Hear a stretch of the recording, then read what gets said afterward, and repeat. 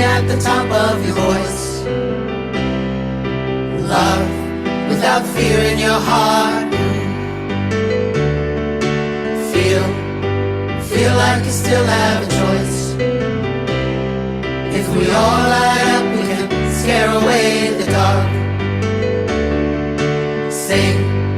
Sing at the top of your voice. Love without fear in your heart. Feel like you still have a choice. If we all light up, we can scare away the dark. Wish our weekday away, spend our weekend in bed, drink ourselves stupid and work ourselves dead, and all just because that's what everyone said we should do. We should run through the forest and swim in the streams. We should laugh, we should cry, we should love, we should dream. We should stare at the stars and not just the screens. You should hear what we're saying and know what it means to sing. Sing at the top of your voice. Love without fear in your heart. Feel like you still have a choice. If we all light up, we can scare away the dark. Well, we wish we were happier, thinner and fitter. We wish we weren't losers and liars and quitters. We want something more, not just nasty and bitter. We want something real, not just hashtag and Twitter. So sing at the top of your voice. Love without fear in your heart. Feel like you still have a choice. If we all light up, we can scare away the dark. So sing at the top of your voice. Love without fear in your heart. Feel like you still have a choice. If we all light up, we can scare away the dark.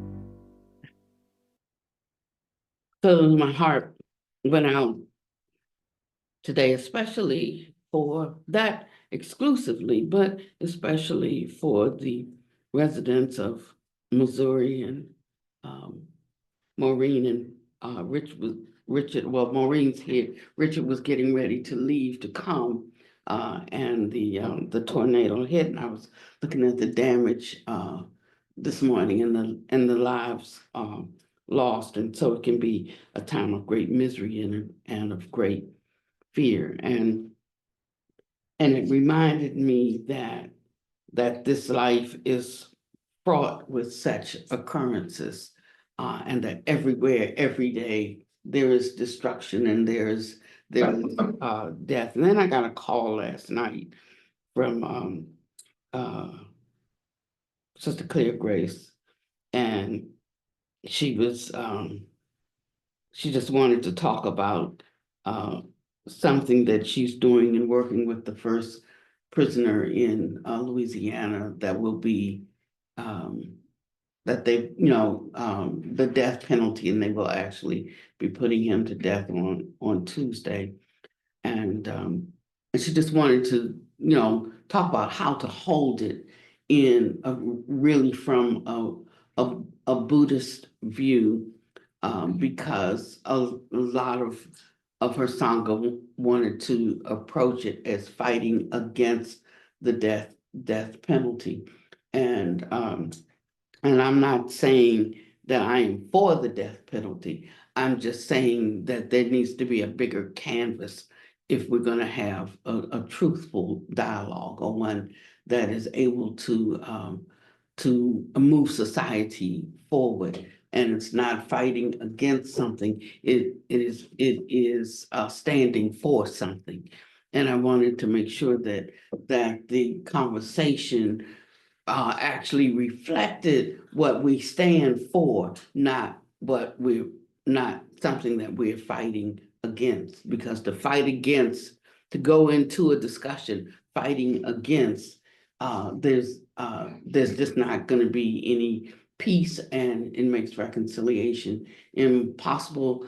And we end up majoring on the minors and without points of view, and I feel like if something is not useful and helpful and beneficial, then leave it alone. If you can't make it better, don't mess in it. And so just thinking about these kinds of things, the vicissitudes that we face in life in samsara, and I was looking for something that speaks to that today.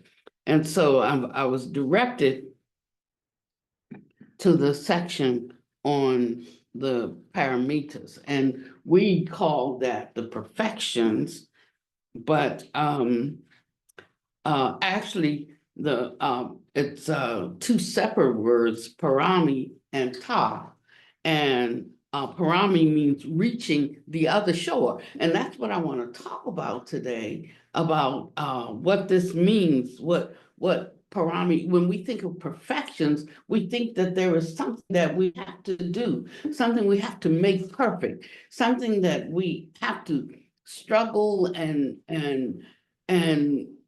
like rip apart and digest and crunch down on, because we have an idea of what perfection is, and so I think it kind of takes us away from the Buddha's intention, and from what it actually is. And when we lose sight of that, we're like completely undone. There's no way to put it back together. As long as paramita means perfections to us, then we're going to be knocking on the wrong door. We're going to be heading in the wrong direction. So I'd like to see if today Buddha Master can make it a little plainer, a little more clear to us, so that it's something that we can use that takes us away from the notion that we have, our current modern notion of perfection and what that requires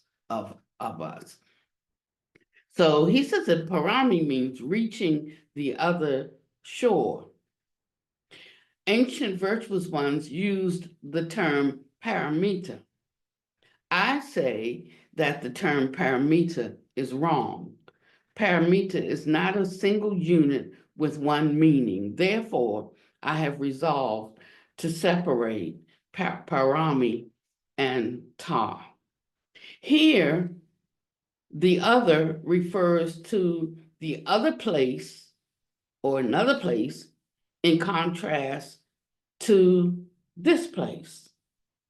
When there's a reference to this, it means the place where one is, in contrast to another place. The term the other shore that I'm now speaking of is the place of nirvana, the place of great bliss where Buddhas and Bodhisattvas live. It's a place of ultimate perfection, liberated from samsara, with no arising and no perishing.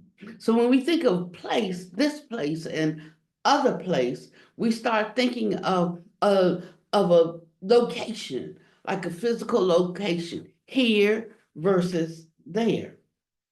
And that's what's in our mind when we talk about place. Parami means reaching the other shore. What is meant by the other shore? Well, we stand on this side of the river and want to go to the opposite side of the river, which is also called the other shore, to be called reaching the other shore.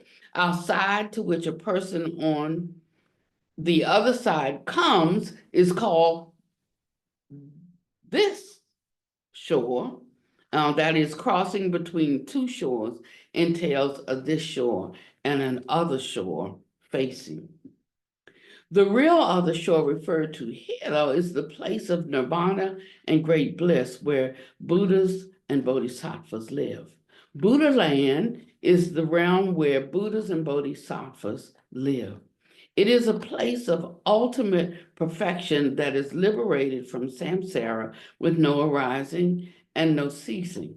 So what is called ultimate means completely thorough without the slightest blemish. This is the perfect Buddha land to which living beings who have become holy ones ascend. It is a holy realm of boundless great bliss with no arising, no ceasing, no coming, no going, no abiding, and no characteristics. The beings there get clothes by thinking of clothes. They get food by thinking of food, and food just materializes. Their abilities to shapeshift are limitless, and their supernormal powers are vast.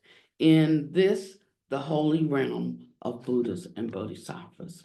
From our human life of distress and worry, we cross over to another realm, a realm of holy ones.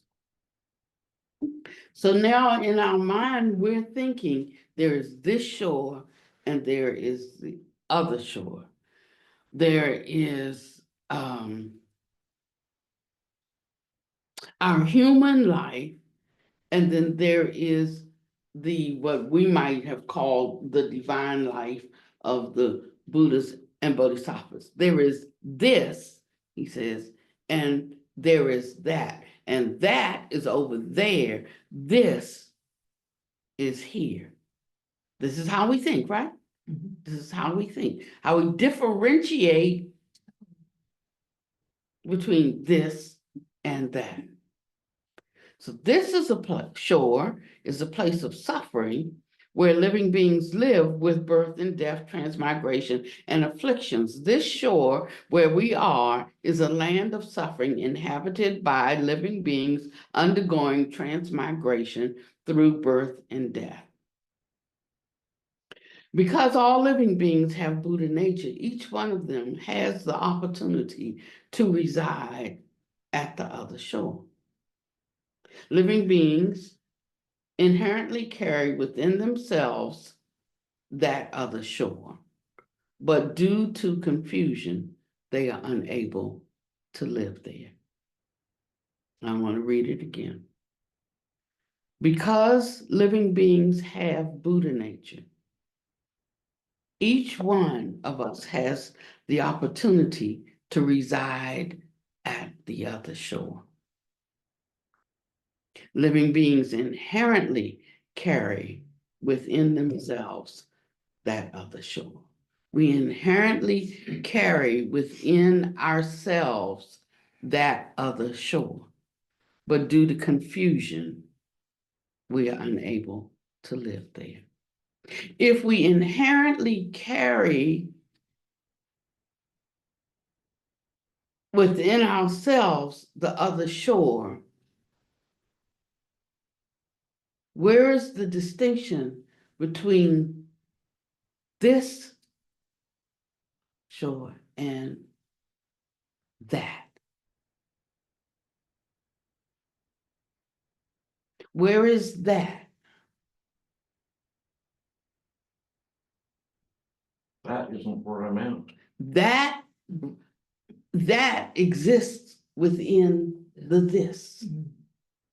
I mean, get this. I mean, like, if you really get it, it will begin to uproot the kinds of doubts that we have, the kinds of fear that we have, the kind of confusion that we have. A lot of the confusion being due to the insufficiency of words and due to the ways things have been explained to us, like one little thing explained in a kind of twisted way twists the whole thing, and now we cannot find our way in. We cannot find, it obscures the doorway, and we can't find our passage, you see. And that's why it's important that when we are hearing new things, when the Buddha Master and some of the other patriarchs are explaining something in a different way than we've heard it, in a different way that we've learned it, that we've taken hold and solidified a concept.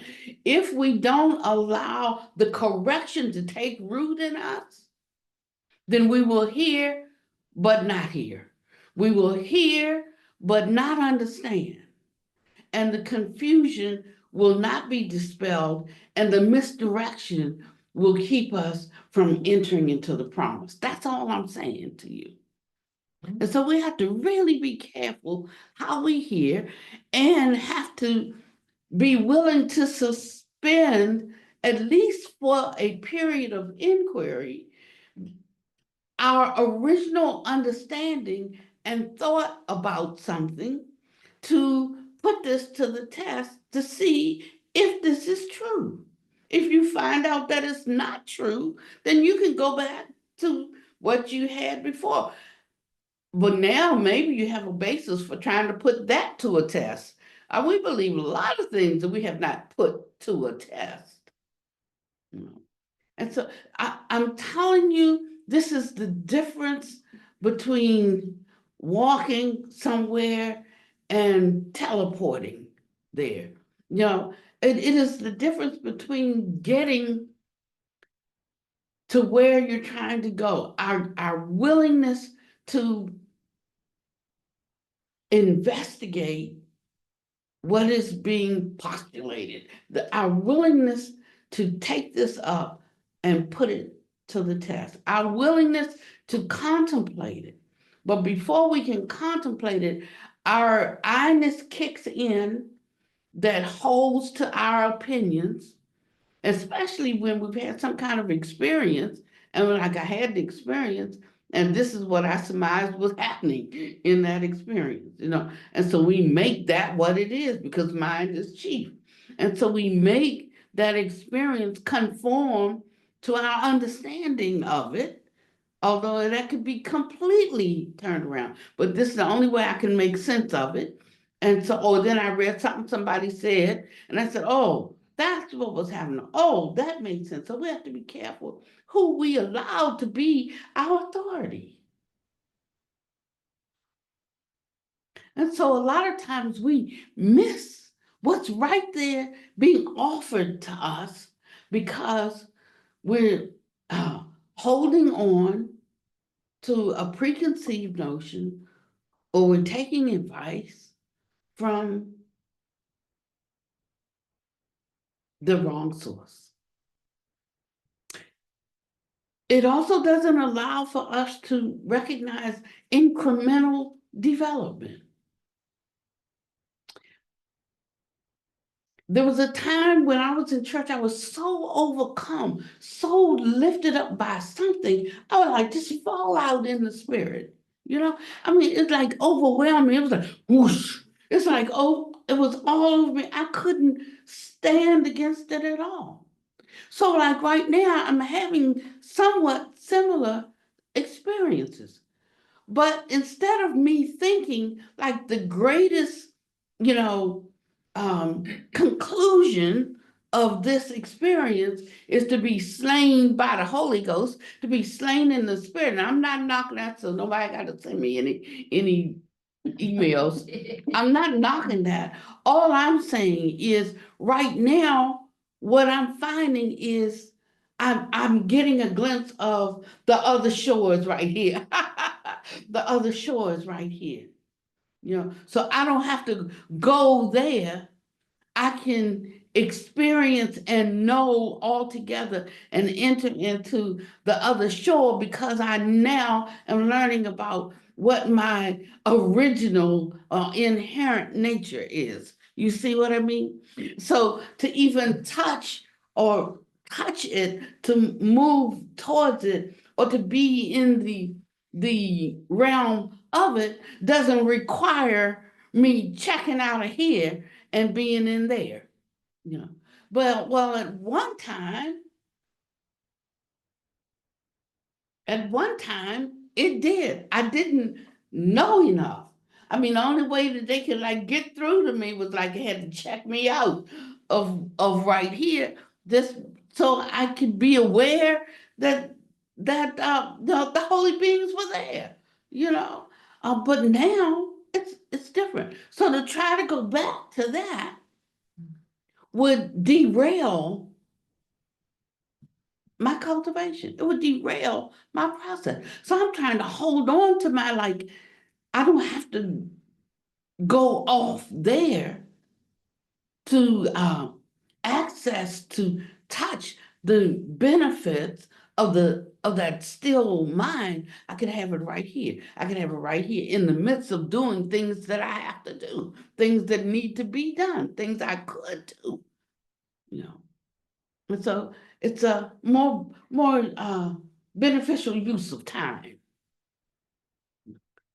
And it starts to erase the false separations that we have about things. It starts to erase the either or mindset. It starts to erase the here and there mindset. I heard a snippet about science, and I don't think I could tell you this right, so I'm not going to go into it too much. But it was a science. It was where not the theory of relativity, something like that, and they were talking about when we move closer to the speed of light, it collapses our concept of distance. It is like science stuff, like, yeah, right. So I wasn't that interested, but something made me interested. But now I see it and I got it from a scientific perspective. Now I'm just getting it from a dharmic perspective today. But it was like, so if you wanted to go to the Andromeda strand or something, is that it? What it's called? Andromeda galaxy, and you were traveling at 99.9999999% of the speed of light, you would get to Andromeda in 1 minute.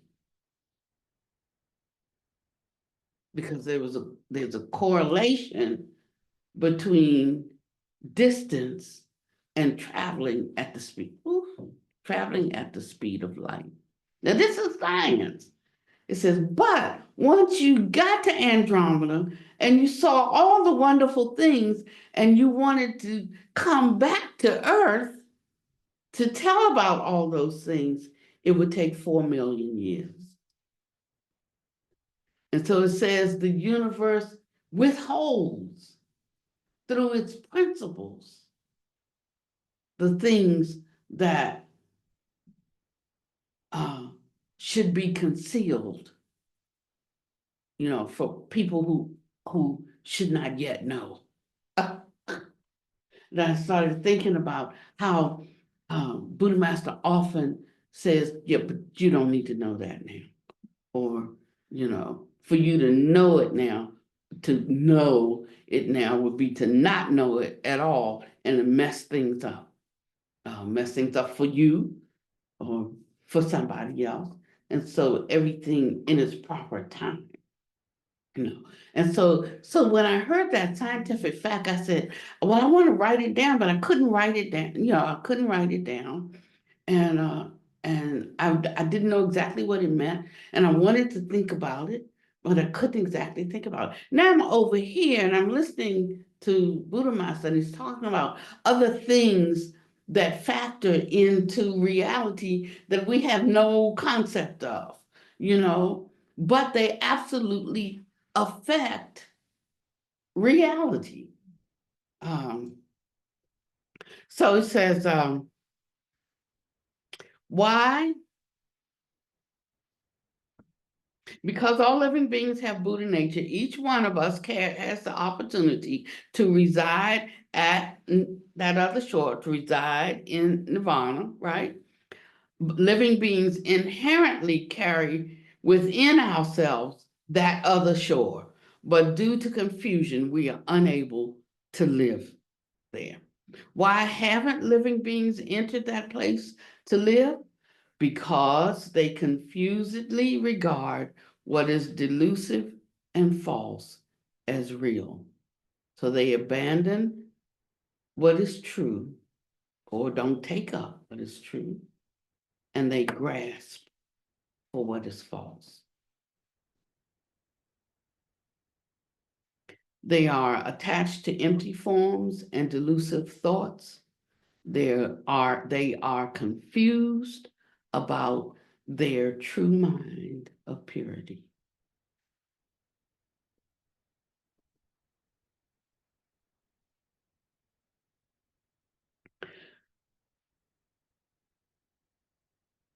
As soon as you awaken to that mind, that true mind of purity, you enter the state of the other shore. One day when your prior thought has gone and your future thought has not yet arisen and you are not attached to, but you abide in this in-between state, you will suddenly and thoroughly awaken to the flavor of that state. So now this puts a whole different perspective on the experience. I'm speaking to me now, the experience that I'm having.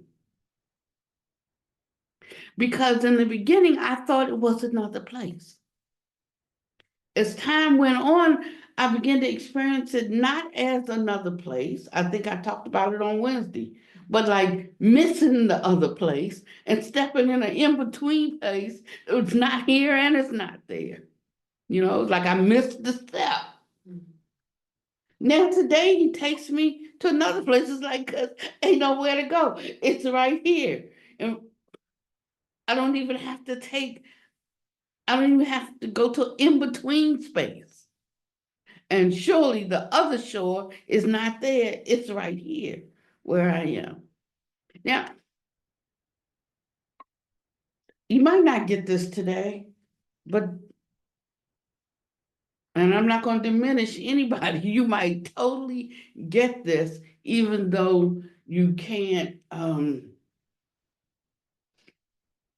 use it in a fundamental way, but it's laying a track for your train to run on. I mean, there's no point in having a train if there's no track. So sometimes the track all the time, the track has to be laid. And then the train, can glide along that track. It can pick up speed. It's hard for a train to run in the dirt, but when it's on that track, and that track is well oiled, meaning well contemplated. You have given it space. You have given it room to germinate, to cook, and then suddenly when you have the experience, you know exactly what's happening. You can enter into the fullness of that experience because the track has been laid, it's secured and locked down, it's well oiled, and your train can run on it. So it says, As soon as you awaken to that mind, what mind? The mind that's not confused about your true mind of purity. As soon as you awaken to that mind, you enter the state of the other shore. So what we are awakening to is our own true mind of purity. It's not like I'm having this spectacular spiritual experience out here or over here. It's not like I have to go somewhere and to experience something out here, over here, up there, but it is merely an awakening to my own intrinsic nature that is not the illusory, fabricated self that's known as Pannavati.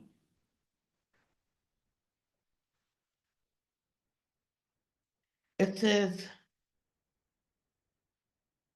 one day when your prior thought is gone and your future thought has not yet arisen, and you are not attached to, but you are abiding in this in-between state, you will suddenly and thoroughly awaken to the true flavor of that state. So so we can see that there's this space that is created due to ignorance, that when we're shifting in our consciousness, or shifting in consciousness, I'll take out the word our, when we're shifting in consciousness and we start leaving the duller, confused state, that the minute we think that there's a we who are entering into that state, it creates the attachment and we're derailed. We're lost. But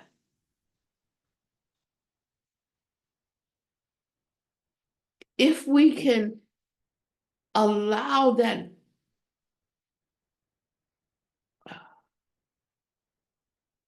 realization to occur without grasping around it, then we won't take the imaginary trip somewhere. We will be right here and instead of having to go there, we open up to the brightness of that there being right here.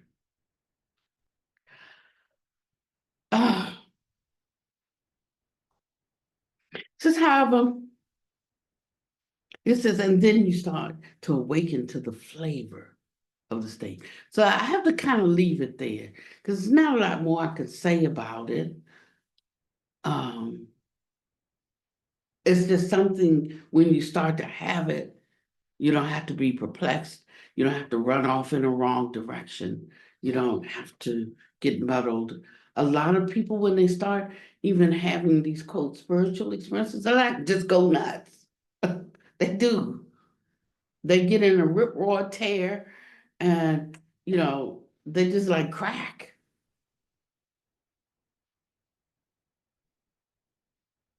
And then some really don't go there. They just think that they're there, But he's telling us how to avoid these traps.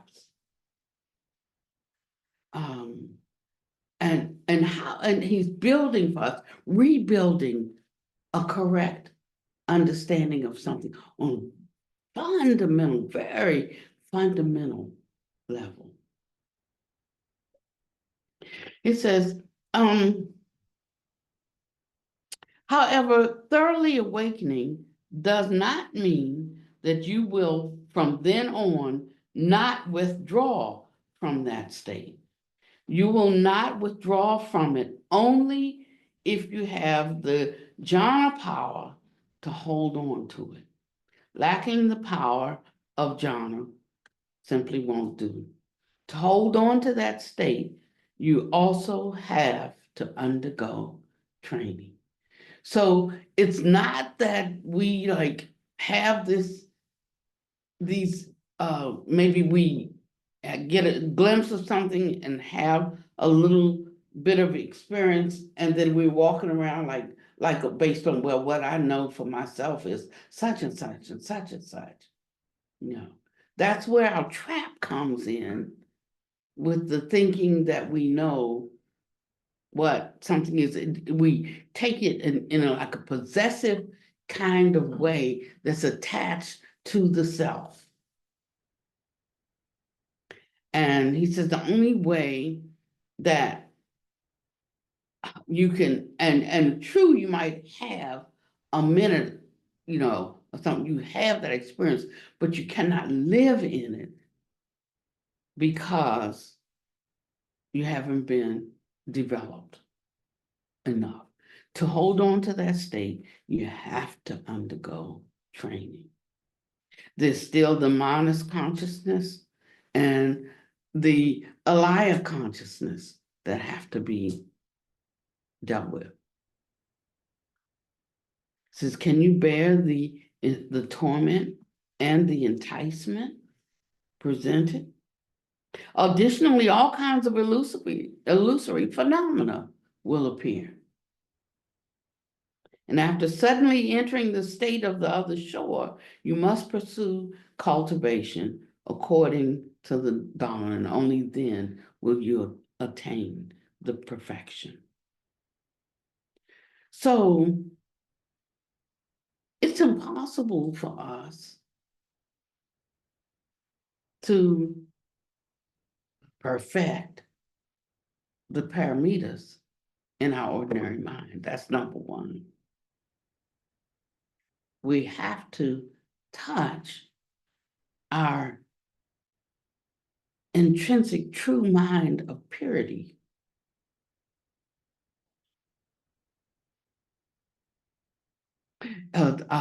There's a scripture in the Bible that I read that said, all of our works are as filthy rags to God. And I understood that in a certain way, but today I understand that in a different way. Because it's talking about the ordinary mind reaching for perfection. It is impossible. That perfection is only possible when one is not confused about, when one has not only had a glimpse of, but is able to abide in their true purity of mind. It says, and that takes training and overcoming the Manas consciousness and the Alaya consciousness. One must pursue cultivation after one suddenly enters the state of the other shore in order to obtain the perfect state.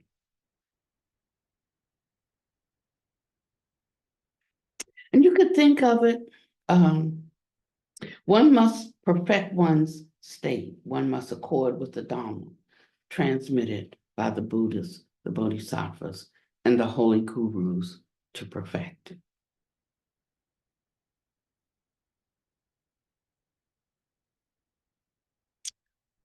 Said this is called seeing.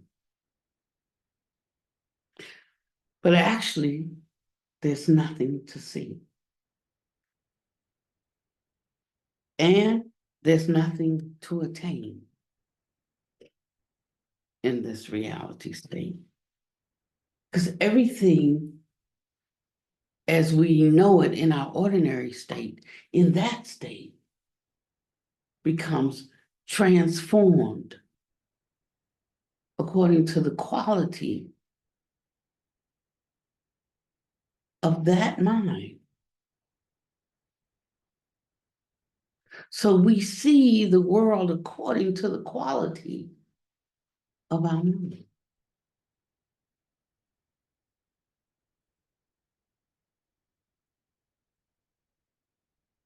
If you think you have attained something, then this concept of having attained is a delusive thought. And you immediately descend into deluded attachment and obscuration of non-ultimate realization. The non-ultimate realization of an ordinary person.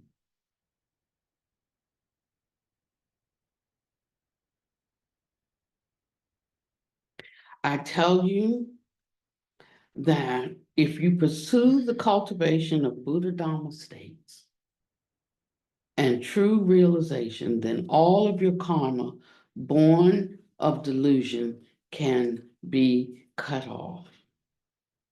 Cut off. What does cut off mean?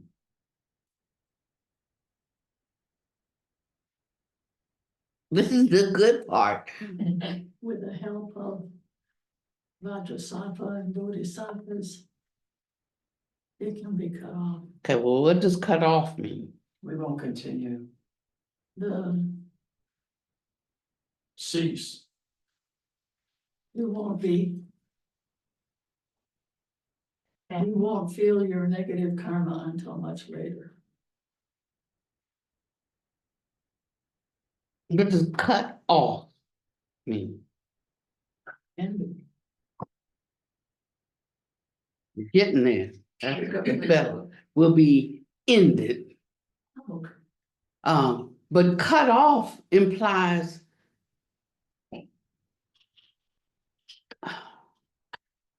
come on, man. It's like Think there's with a me. break between, it's like, the way I'm picturing it is like there's a break and it can't get to you. Or something like that. Okay, in regards to karma, what is this saying? Let me read it again. Separated from? If based on the wisdom of prajna, you pursue the cultivation of Buddha Dhamma states and true realization, then all of your karma-born delusion can be cut off, Ended and dissolved. ended. There it is. No more. No more. And cut off implies that it is coming, but what is it? Severing? When you prematurely end it. So there's like not an acceleration of it, but it doesn't come to its full fruit.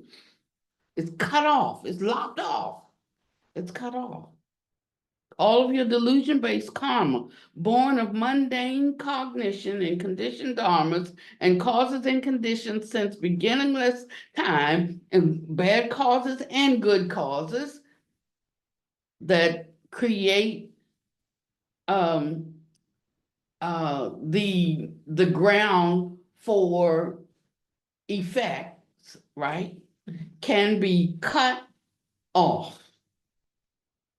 However, you must pursue cultivation based on illumination of prajna wisdom, not our own mind wisdom.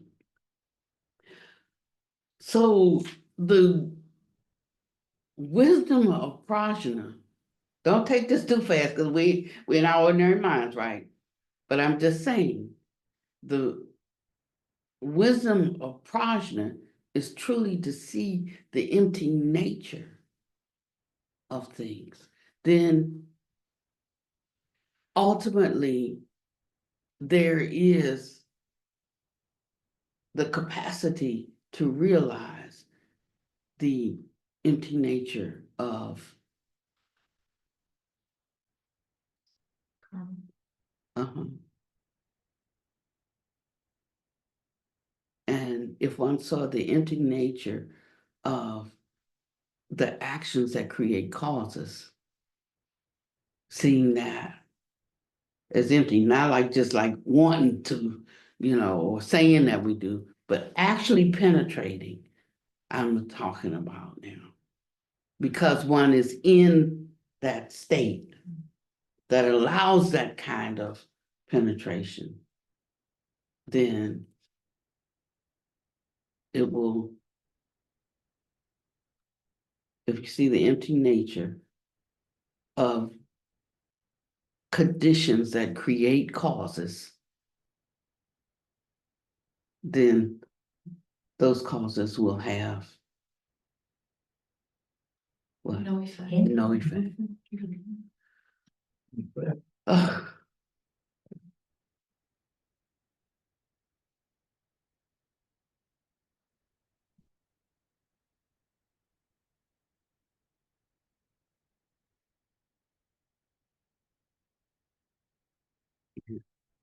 I know it's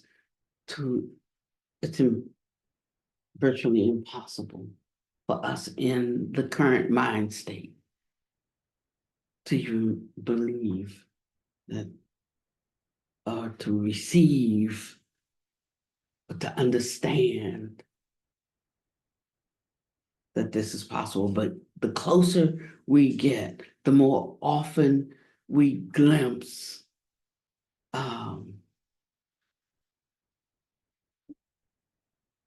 emptiness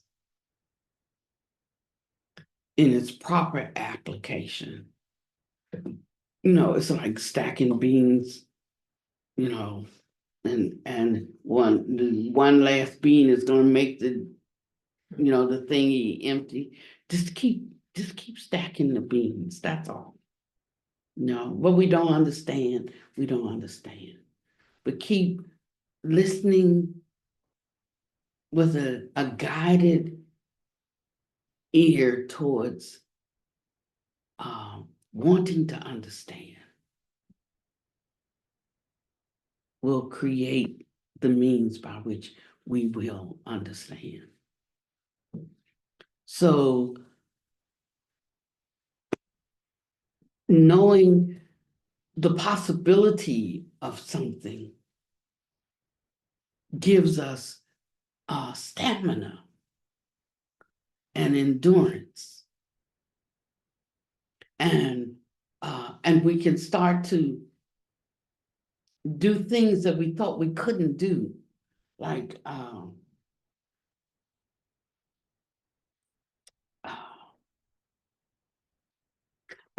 find contentment in spite of a condition we're in. I'm not just saying like rejoice because of my house falls flat, I'm supposed to jump up and down and rejoice. But I'm like, if it falls flat, can I still be contented? Because that's not everything. It could have been my body that fell flat, finding a placement in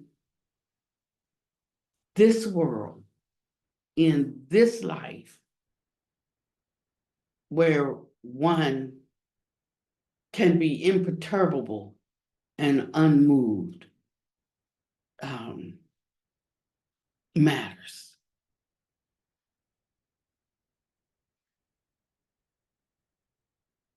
And the more you see, the more you see. The scales just gradually dropping from our eyes.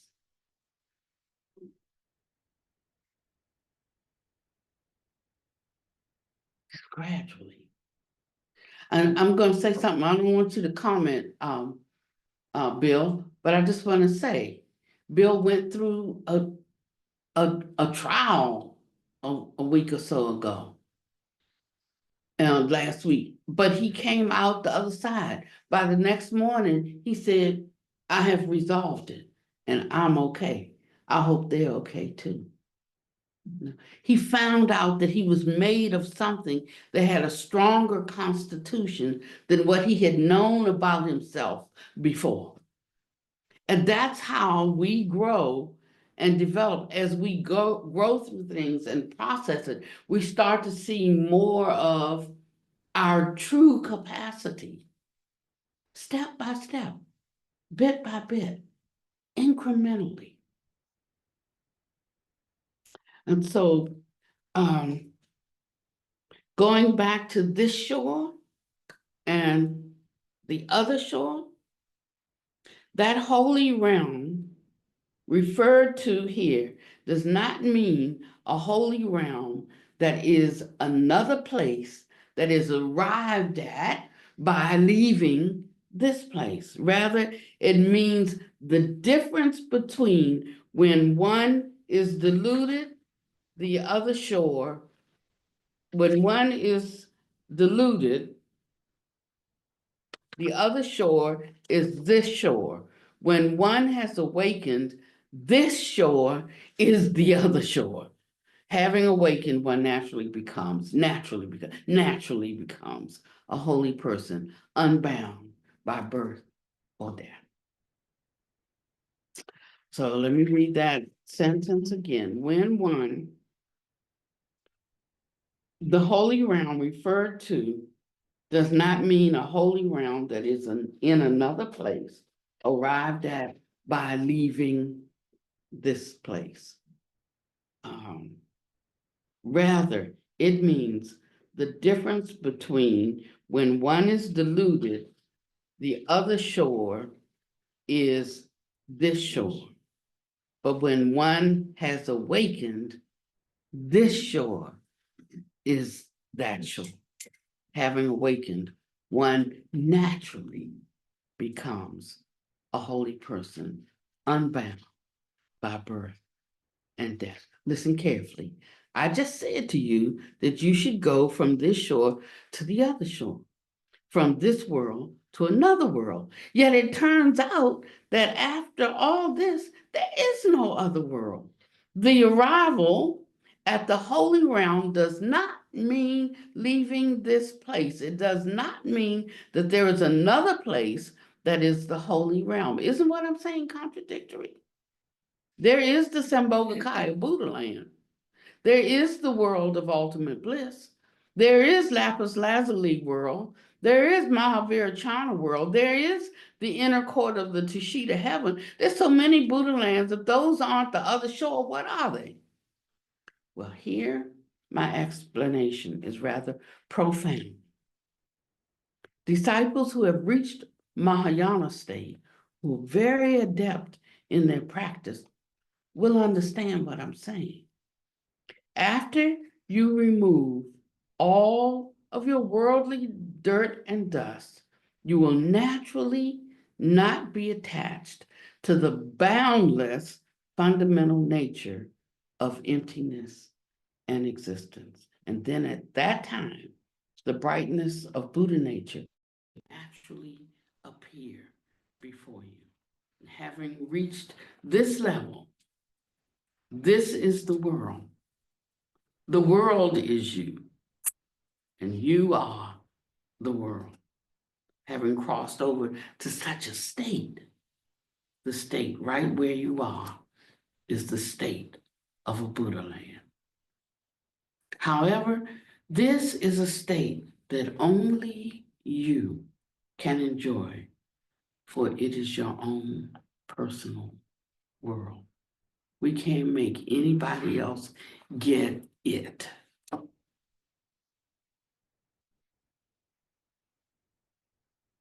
Buddha can't even make you get it. If we get it, it is based on our own willingness to know the truth and cultivation to train in it. Some disciples will say that there's also the world of ultimate bliss that is 10 trillion Buddha lands away from here. The way of expressing it is a skillful means used by the Buddha to guide living beings. Of course, if you want to believe it literally, that's also permissible. All dharmas arise from the mind. You can follow that state to go through 10 billion Buddha lands to get to the world of ultimate bliss. Or you can also instantaneously be in the world of ultimate bliss at the very place where you are. It's simply a matter of delusion and awakening. When you are deluded, this shore is the land of ordinary people. When you are awake, this shore is a holy realm. There is not a need to go to another place, for you naturally enter into such a realm. When you are deluded, I'm going to repeat the sentence. When you are deluded, this shore is the land of ordinary people. When you are awake, this shore becomes a holy realm. And there is not a need to go to another place, for you naturally enter such realm. Among you disciples here, a few of you have crossed over into another type of other shore.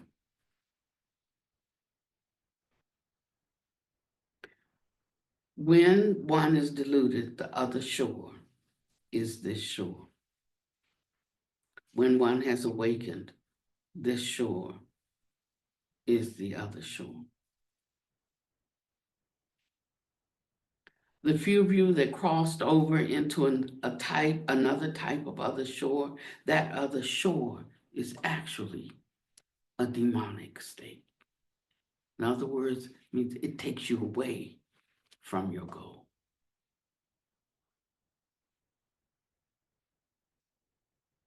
But having awakened, one naturally becomes a holy person, and one is unbound by birth and death. So it lets us know, I think this is where I should stop. And I hope that that useful to you.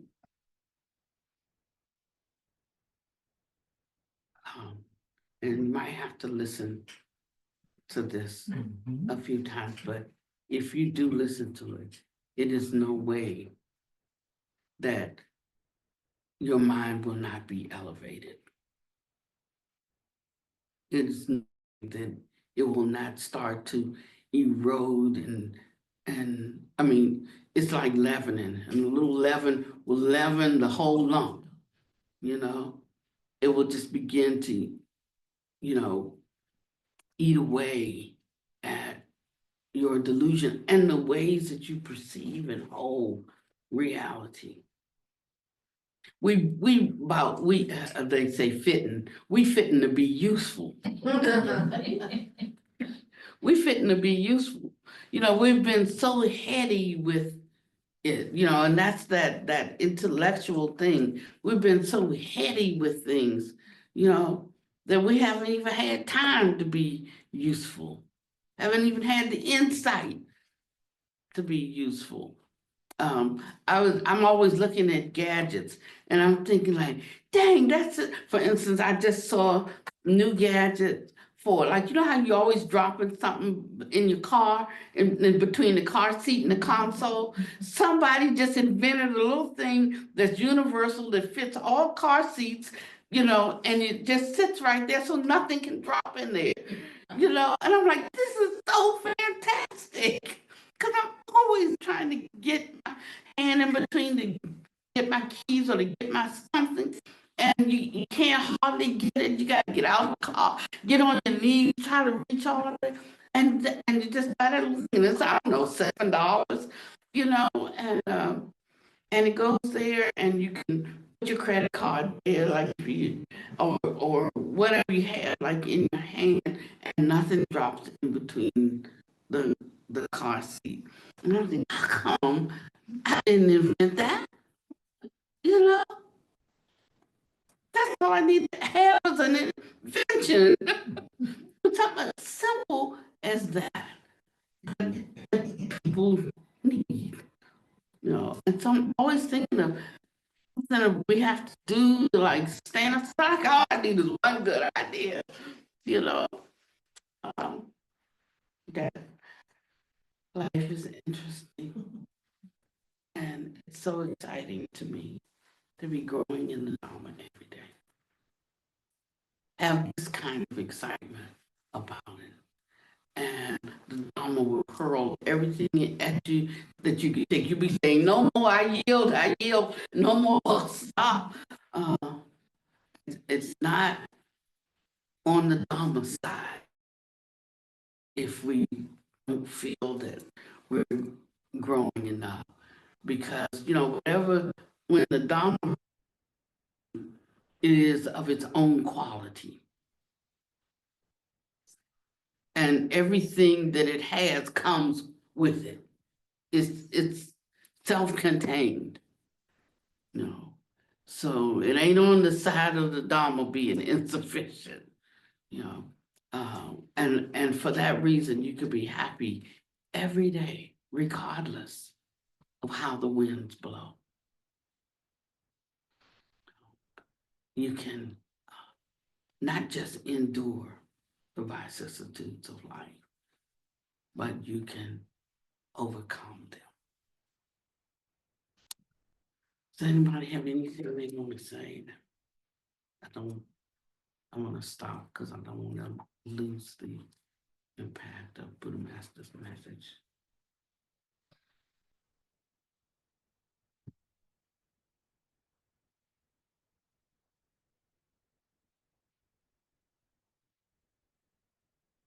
There might be a tornado sound. No, that's ambulance. It's all, it keeps going and going.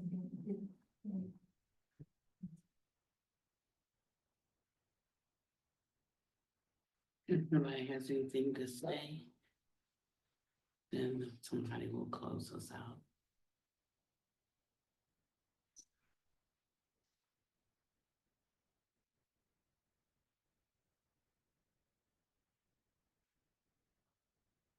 May the merit in this imparting of wisdom go to benefit all beings in samsara. May all beings be accosted by the truth and awaken to their intrinsic nature.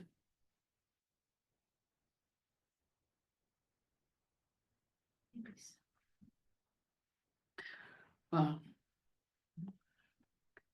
it will be good on the internet, but this is one of those you should have been here days. Yeah. Thank you.